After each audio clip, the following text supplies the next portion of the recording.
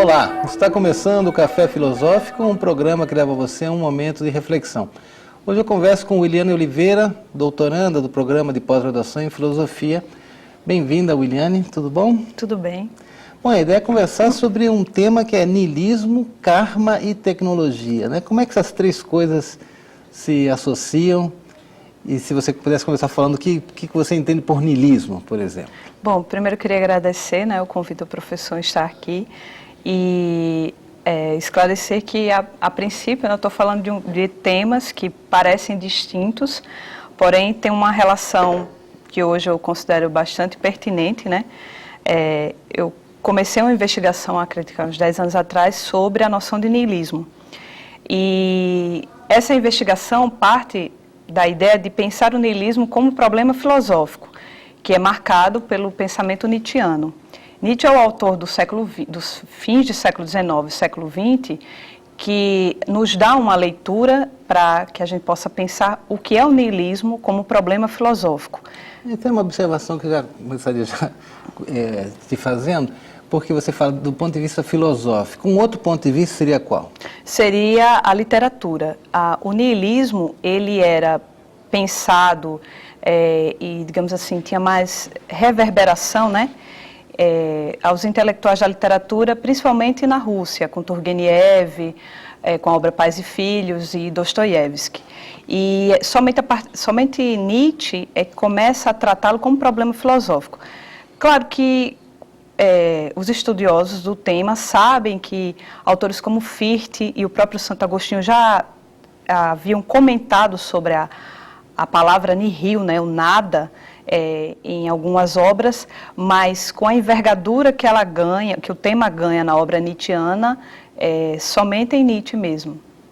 Tá, eu lembro que Nietzsche fala, em alguns fragmentos póstumos, ele fala de uma certa tipologia do niilismo. Você está lembrado dessas passagens? Sim, sim. Mano, porque eu acho que um pouco esclarece bem por que esse niilismo tem essa ambiguidade no seu próprio nome. De certa forma, que relação é essa com o nihil, com o nada? É interessante isso, porque na medida em que o estudioso avança sobre o termo, ele percebe que é um tema que não esgota suas possibilidades, porque com Nietzsche se parte da perspectiva de que o niilismo é um ponto em que o homem passa por uma espécie de transição. Eu poderia até chamar de um autoconhecimento, porque é um momento em que você vê uma derrocada dos seus valores. Então, aí ele passa de um niilismo com valoração negativa para uma valoração positiva.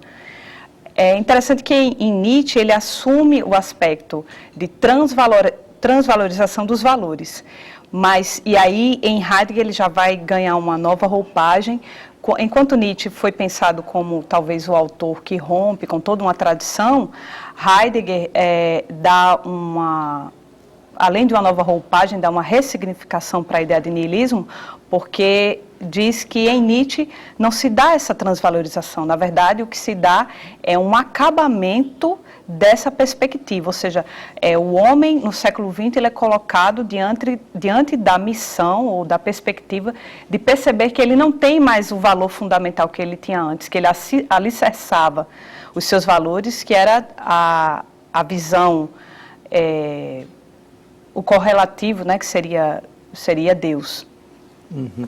Em Nietzsche se fala que ele teria encontrado assim, os fundamentos de uma metafísica moral, né? E com isso Sim. entraria aí um platonismo, uma recepção cristã desse platonismo, ou seja, de uma certa divisão, né? Uma dicotomia entre o sensível e o suprassensível. Exatamente. Mas devolve um pouquinho como é que é essa história da metafísica moral e por que de fato essa ausência de Deus, ou a morte de Deus, como fala Nietzsche, acabaria nos colocando o homem face a um desafio histórico, vamos dizer assim. Não sei se eu vou conseguir responder a pergunta. Na verdade, partindo assim da leitura heideggeriana, poderia dizer que o que se estabelece para o homem são visões epocais, né? Então, o próprio movimento das ideias e a história nos mostra que o homem, desde sempre, desde a antiguidade, busca criar valores, né, e tratar esses valores como metas. Então, esses valores, eles ganham um valor substancial, ou seja, a própria noção de Deus ganha uma substância. Eu iria um pouquinho além e diria o seguinte, que a própria mensagem ou a própria imagética construída na história sobre o Cristo, ele é uma representação ficcional nossa de uma necessidade de construção de valores. Isso na tua perspectiva, digamos assim, Isso, né? Não na perspectiva nietzschiana propriamente. Né? Não numa perspectiva nietzschiana. Eu pergunto porque, por exemplo, Vattimo entende que o cristianismo pertence ainda à ideia do Cristo, né? Com uma certa imantização do sentido do Deus transcendente, do Deus que se faz carne, né? Que é trazido ao corpo. E haveria então uma indicação de um pensamento frágil, como utiliza Vattimo, né? É nessa linha que você pensa um pouco essa história do cristão? Eu não sei se nessa perspectiva que é adotada por Vattimo, mas, por exemplo, hoje, né, nessa adoção de perspectiva para falar de niilismo, karma e tecnologia, eu busquei pensar a filosofia comparativa, né? Pensar através desse caminho que hoje se abre para falar de Heidegger e o pensamento asiático, né? E aí, na medida em que as leituras foram avançando, eu fui percebendo, nesse autor que é o Takeshi, acho que pode falar assim, né? Ele fala sobre a origem do niilismo. E ao buscar a origem do niilismo, ele percebe que através da noção de karma, se abre uma perspectiva que é tão próxima quanto a própria ideia de tecnologia. Porque toda a criação das ideias e de valores, tal como Nietzsche diz, tal como Heidegger diz, na noção de karma, é a ideia, ou a tradução do sânscrito é karma, né? Mas para o japonês é o go.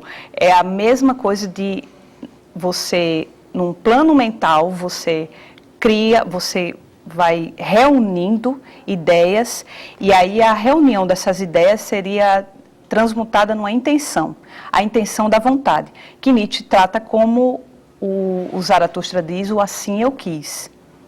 Então, da mesma forma, essa é a mesma perspectiva que numa leitura heideggeriana, é o que acontece com a noção de Gestalt, como o enquadramento. É a reunião de todas as coisas. O Heidegger pensa, toda a problemática da história heideggeriana é pensar a história do ser. Um ser que ele, para promover a sua projeção de mundo, ele parte de quê? De modos existenciais. Esses modos existenciais ganham na leitura dos orientais, dos japoneses, essa mesma imagética que é a percepção vista pela noção de karma. É a ação do próprio homem. Então, essa ação do homem, ela faz a construção de seus valores. Eu estou achando tudo muito interessante, Willis, mas vamos só tentar pontualizar algumas coisas. Quando você diz que em Nietzsche o niilismo não é o niilismo da literatura, é um niilismo pensado filosoficamente, mas também há nele aí, em Nietzsche, uma ideia de patologia do niilismo, né? O niilismo é um certo mal-estar que provém justamente da falta de respostas, da falta de valores.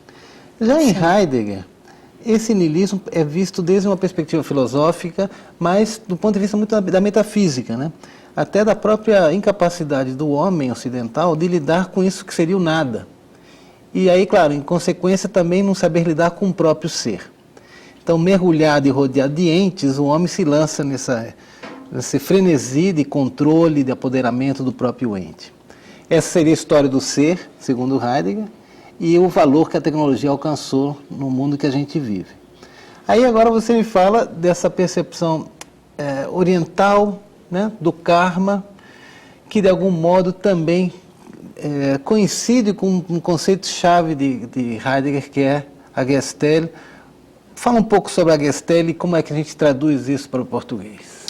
A Gestalt é um termo que Heidegger encontra, e existem várias traduções, eu vou tratar aqui como um enquadramento, né? A reunião de todos os entes. Eu poderia chamar dessa forma. Eu queria chamar a atenção ao fato do seguinte, porque essa compreensão, Heidegger começa a alicerçar em ser e tempo, né? sobre a noção de projeção de mundo que nós fazemos.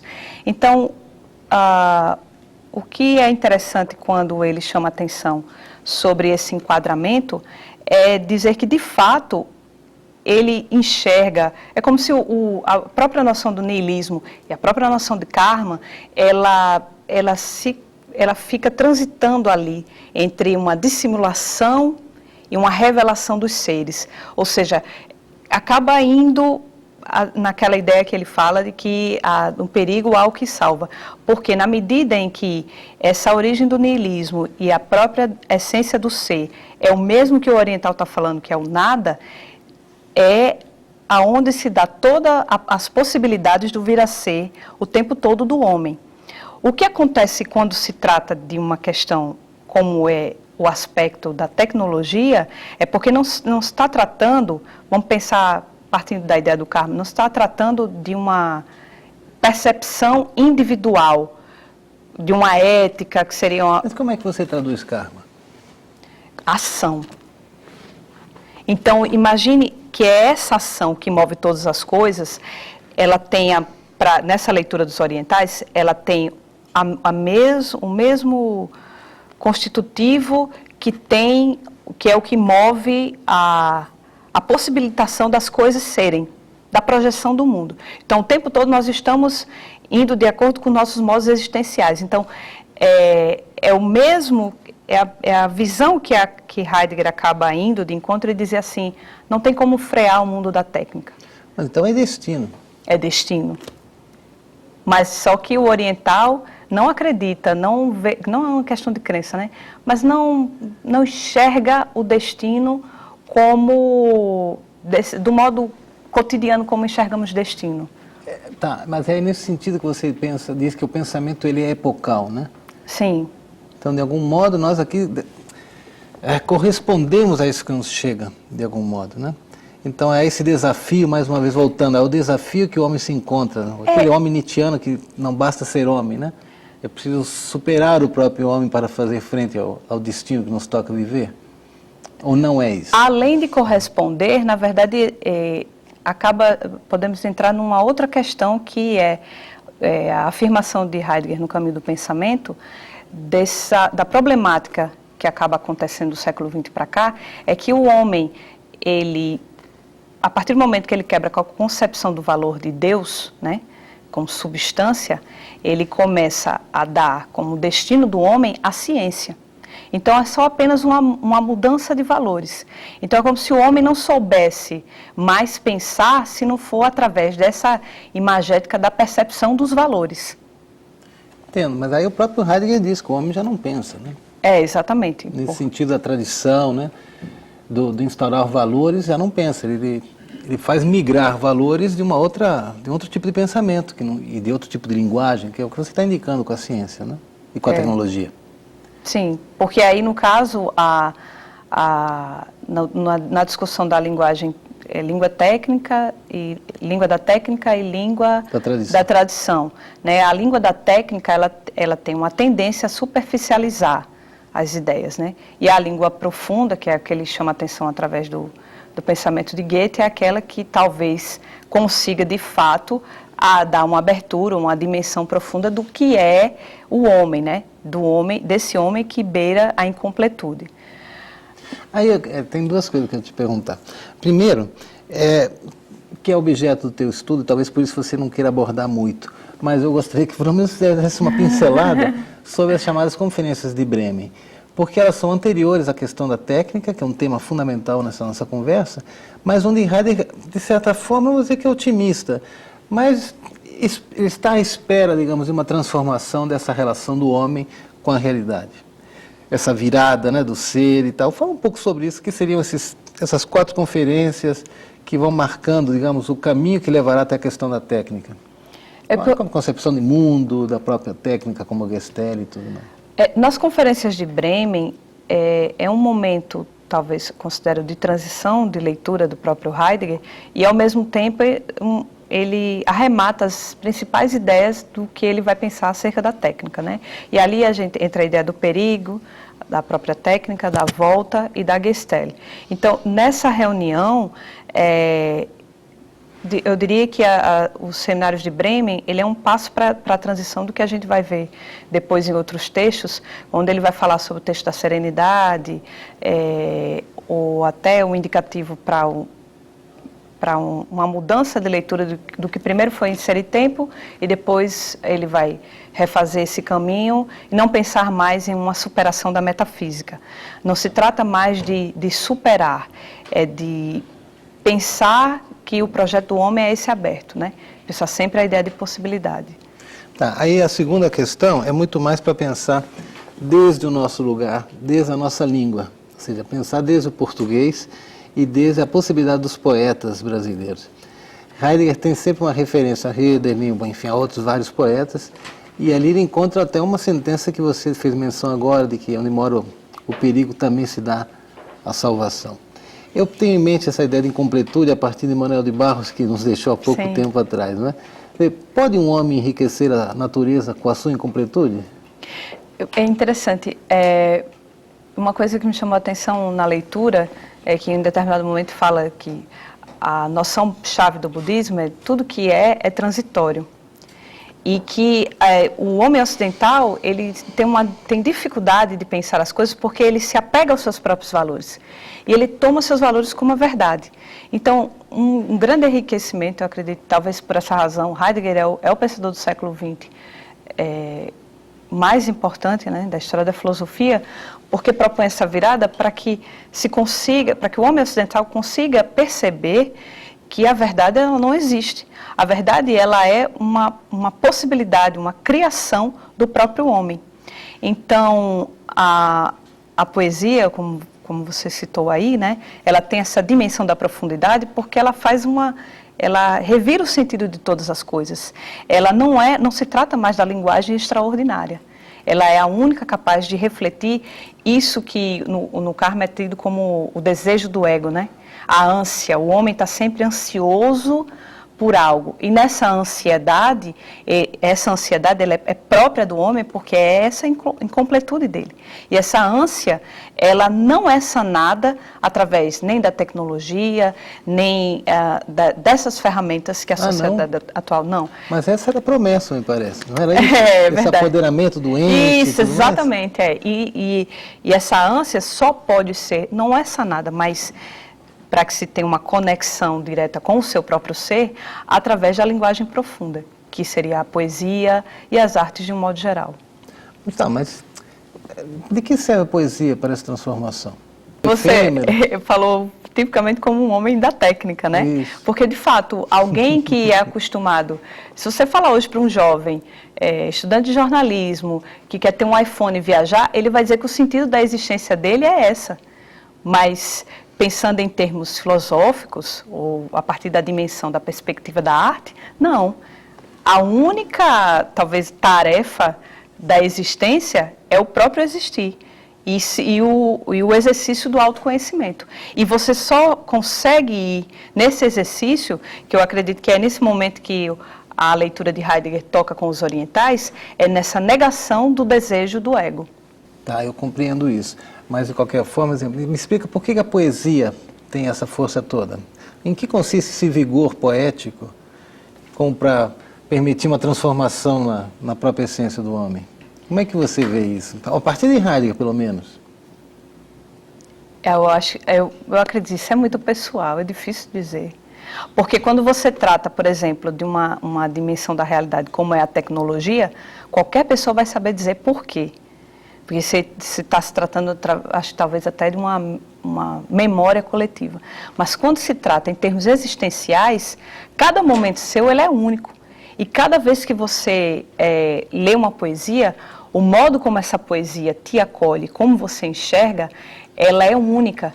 E se você perguntar para alguém no estúdio como ele leu uma poesia de Manuel de Barros, a leitura dele, a visão e a relação que ele estabeleceu com a poesia, de uma pessoa para outra, sempre vai ser diferente. Acho que talvez eu tenha me expressado mal. O que eu quis dizer é o seguinte: o que é que Heidegger encontra na poesia, nessa linguagem profunda, para que essa linguagem profunda seja promotora de uma transformação tão radical?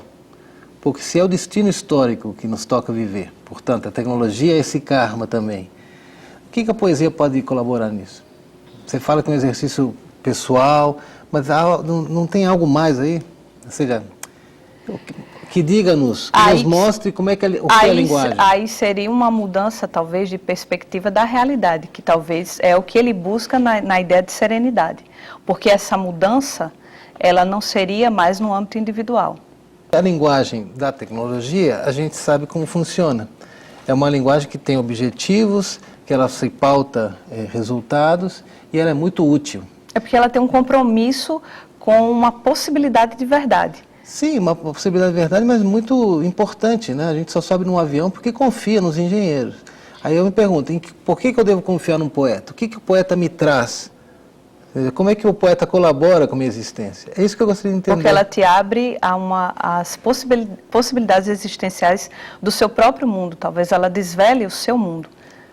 Você acha que, de certa forma, a poesia, nessa sua ambivalência, essa confusão de linguagem, ela, de certa forma, deixa ver algo próprio do homem, essa abertura do homem, né? Essa incompletude. Essa ânsia. A poesia, de fato, ela não serve para isso, para aquilo, né? Não tem uma utilidade, né?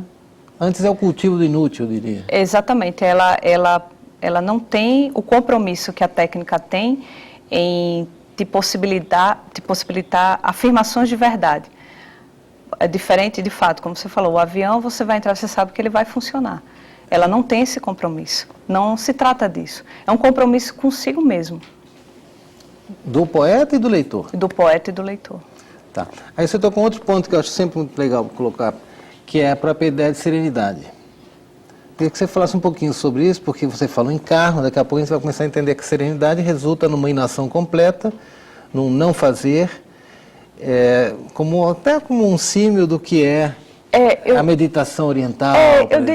Eu trataria assim, através de uma reflexão pessoal. Geralmente se estabelece uma visão muito distanciada da filosofia. Então, todo professor de filosofia tem dificuldade de transmitir o conhecimento para os alunos, porque eles só conseguem enxergar a filosofia através de um imaginário, de um ideal.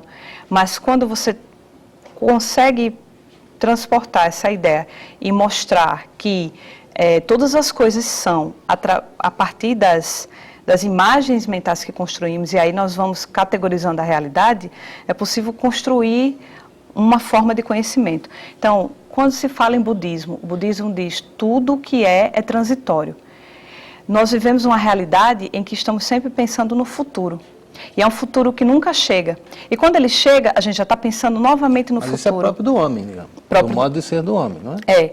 E aí, nas reflexões do pensamento oriental, e acredito que talvez o próprio Nietzsche, bebendo nessa fonte, quando fala da adoção da perspectiva do assim eu quis, você assume um instante. Assumir esse instante é não querer sempre ser dominado pela perspectiva de algo que ainda não chega a você. É a afirmação do instante. Aí a ideia da serenidade em Heidegger, talvez possa dizer que é uma evolução, é muito mais competente do que Nietzsche nesse sentido, porque essa serenidade é essa compreensão imediata da transitoriedade das coisas e do não apego aos seus próprios valores, porque o ser humano, que o torna ele incompleto, é o fato de que ele possa perceber que ele tem uma capacidade inesgotável de criar e que o mundo dele não vai ser o mesmo mundo de quando ele nasceu. Sim. Mas a serenidade de Heidegger fala muito claramente que é uma conduta frente ao mundo técnico, né? É uma negação, é um sim e um não, né? Quer dizer, é um sim na medida em que a gente continuará entrando nos aviões, com sorte sairemos deles, e também um não na medida em que a gente percebe que há outras coisas a serem feitas, outras possibilidades de estar no mundo. É isso, essa ambiguidade que é difícil, né? Porque não é, ao contrário do que muita gente fala de maneira errônea, Heidegger não diaboliza, não demoniza a técnica, senão exige do homem uma nova conduta frente a ela, não é? Na verdade, a serenidade é um saber estar no mundo técnico. ao abrigo do mundo técnico. É porque quando você chega ao mundo, né, ele fala do estar lançado, né, você está arremessado. Você já chega a um mundo que já é dotado de perspectivas. Então, talvez a ideia da serenidade, ela também toca na ideia que você percebe que você não tem que ser lançado diante das coisas. Você não tem que seguir esse fluxo. As coisas vão passar, mas a sua postura diante das coisas, ela vai se manter. Mais uma vez, estar ao abrigo do impessoal, né, de certa forma. Você está no mundo, você se encontra lançado já dentro de uma compreensão do mundo, e é isso que você está se colocando aqui, né? Muito bem, Willy. Você quer falar mais alguma coisa que a gente não tenha abordado e que você achava importante dessa relação do pensamento ocidental e do Oriente? Eu acho, sim, eu acredito que talvez tentar dizer às pessoas que, na medida em que elas forem conhecer o pensamento oriental, hoje é sabido que o Ocidente e principalmente a filosofia já conseguiu perceber que o pensamento oriental não se trata somente de algo da ordem mítica ou religiosa, né? É um pensamento que ele é presente na transmissão do pensamento heideggeriano. Em algum momento eu li o Graham Parks comentando que ele fez um questionamento ao professor Gadamer. Tá, tudo bem, existe uma relação bem presente ali, né, do Oriente, nos textos heideggerianos, mas por que ele em nenhum momento fala? E o professor dá um sorriso de canto de boca e diz assim, não, mas você precisa entender que é difícil para um professor da envergadura de Heidegger ter que admitir que ele não conhecia o sânscrito, não conhecia a língua japonesa e ele teve que ler a partir de outros autores. Claro, desde os problemas. Mas apesar dessa dificuldade, é o autor que consegue, de fato, sintetizar duas perspectivas de pensamento distintas e mostrar que no meio do caminho elas estão próximas, né? E o que elas querem mostrar é que o homem pode adotar uma nova perspectiva da realidade, que não seja essa tradicional global do pensamento técnico. Bom, Willy, muito obrigado pela tua presença. Williane Oliveira, nosso tempo chegou ao fim. Obrigada também pelo convite. Te agradeço a presença mais uma vez. E você que está em casa já sabe que semana que vem tem mais. Até lá.